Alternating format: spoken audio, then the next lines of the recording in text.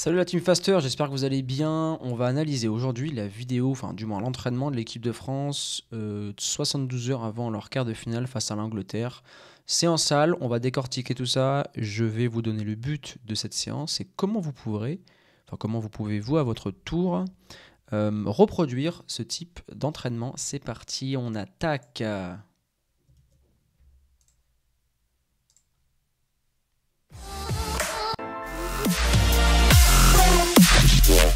Vous allez voir, hein, il y aura très peu de charge, maximum un kettlebell. On est beaucoup sur du TRX, notamment là avec Grisou. Il va travailler le grand dorsal, la partie postérieure du dos. Enfin, la partie, ça n'a aucun sens ce que je dis, parce que le dos c'est dans la partie postérieure, mais il va travailler la partie postérieure. Derrière, il y a Marcus qui est avec l'élastique. On peut voir, je pense, hein, que c'est un circuit training ou un circuit de prévention d'une vingtaine d'exercices, et le but en fait c'est d'avoir un réveil musculaire, je pense, de prévenir les risques de blessures et de remettre en route le corps. C'est ce que j'aurais dit si on m'avait interviewé et si j'avais dû mettre en place une séance pour l'équipe de France. Oh mon Dieu, les mouvements de Ousmane Dembélé en muscu, mais c'est assassin en fait, les kinés etc, ils replacent pas les joueurs, mais bon, c'est pas grave. Regarde les deltos qui vont rentrer là. Tu vois, gainage. Donc, alors sur celui d'avant, on est sur un travail pour deltoïde antérieur. Ensuite, les pectoraux. Là, on est sur de l'unilatéral. Travail de gainage fessier, lombaire, ischio. Celui-là, c'est la base, hein, pour prévenir tout ce qui risque de blessure.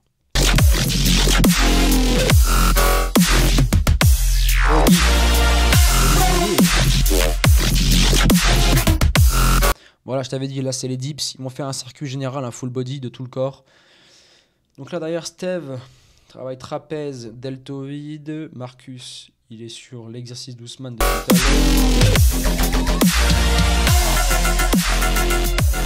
Okay. Là on est sur un travail, certains disent que ça travaille le grand dorsal, d'autres les pectoraux. On voit que ça engage cette partie. Tout dépend, là on peut travailler sur la partie excentrique du mouvement, on peut travailler, oui bien évidemment, le grand dorsal, mais quand tu ramènes, ça va aussi travailler les pectoraux. On était à J+4 du dernier match et J-2 du prochain. Ah, je me trompe, excuse-moi, on n'est pas à 72 heures, on est à 48 heures. Qui est l'objectif, le quart de finale contre l'Angleterre. Donc l'idée c'est de remettre un peu les organismes en route, c'est d'associer aussi un réveil musculaire, tout en y associant aussi un peu de prévention. La prévention, réveil musculaire, là il y a le travail d'élastique avec Jules, derrière on travaille les épaules avec Youssouf. Normalement il y a un travail sur vélo quelque part, normalement. Ça fait un exercice de 3, 4 côtés, 5, 6. Avec l'élastique tirage, j'en ai noté 7 pour le moment. Donc ce matin on a créé 3 groupes. Un groupe pour le travail de haut du corps, on va pas parler de renforcement mais d'entretien des qualités musculaires au niveau du haut du corps. Ok, 7 exos pour le haut du corps. Zone quand même importante chez un footballeur. Deuxième groupe, il y avait un groupe basé sur le gainage. C'est clairement de la prévention, hein, que tu peux faire avant toutes tes séances. C'est des mouvements qui sont très simples à réaliser. Gros problème, c'est qu'ils ne sont pas assez justement mis en place par les joueurs. Le but d'une prévention, ce n'est pas que cela soit dur, c'est pour prévenir les risques de blessures et préparer le corps à l'entraînement. Chose plus que capitale dans le football, car le gainage c'est quand même un gage de performance et aussi, on sait, de prévention, surtout sur les lésions musculaires. Et puis un dernier groupe de prévention sur tout ce qui est proprioception. Là les gars, vous avez un exo, hein, vous mettez un haltère avec un disque de 20 kg et vous partez sur une sorte de tennis ballon ping-pong sympa. Avoir aussi bien au niveau de la cheville, des genoux et des hanches, avec des exercices quand même plutôt ciblés football. Ouais, toujours quand vous faites de la muscu, pensez football. Quand vous mettez en place des exercices, faut que ça rentre dans l'esprit football et qu'on puisse transférer l'exercice ou les gains de celui-ci sur le terrain. Hyper important.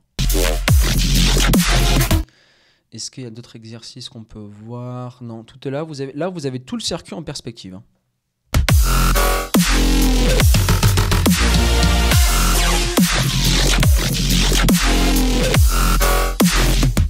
Ça, c'est le travail de réveil musculaire prévention.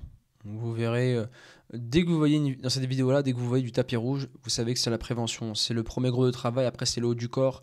Et le bas du corps, on l'avait avec Ousmane, avec l'élastique quand il tire. Il y avait Kingsley derrière avec le kettlebell. Faut apprendre à analyser toutes ces vidéos-là pour vous confectionner, pourquoi pas, vos séances, hein.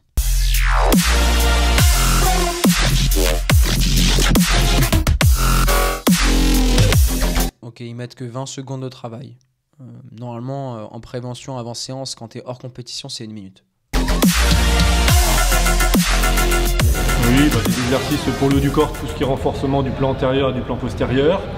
Tout ce qui est gainage, travail de la sangle abdominale, et particulièrement sur le transverse. On sait que c'est vraiment un muscle qui est capital. Mais aussi associer les muscles du dos, des lombaires.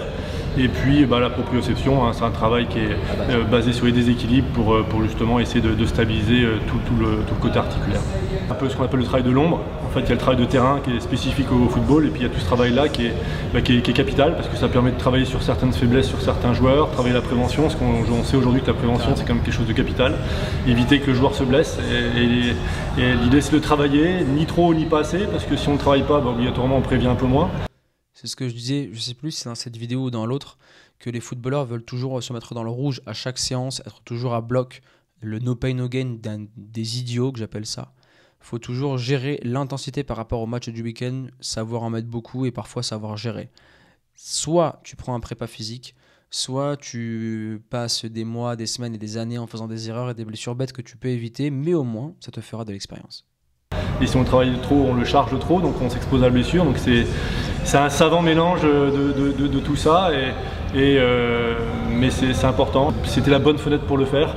Plus on se rapproche de l'objectif, plus on va jouer sur la fraîcheur, la récupération. Donc là, ce qui est intéressant avec cette vidéo, vous pouvez voir la team, comment s'entraîne l'équipe de France 48 heures avant un match. Alors, soit vous pouvez mettre en place du statodynamique ou soit des circuits training pour préparer le corps à l'effort et être le plus, on va dire, le plus près possible des situations de match, garder une bonne intensité et surtout ne pas avoir de pépins physiques et un trop grand stress nerveux, musculaire et j'en passe pour le match du week-end. Voilà la team. Vous avez un entraînement sympa que vous pouvez mettre en place de votre côté. Vous avez en description les entretiens gratuits pour le programme Elite. Pour vous, voilà, on sélectionne les plus motivés pour que je puisse vous suivre durant un peu plus de 3 mois pour vous faire passer un cap dans votre carrière sur le terrain et aussi en dehors du terrain.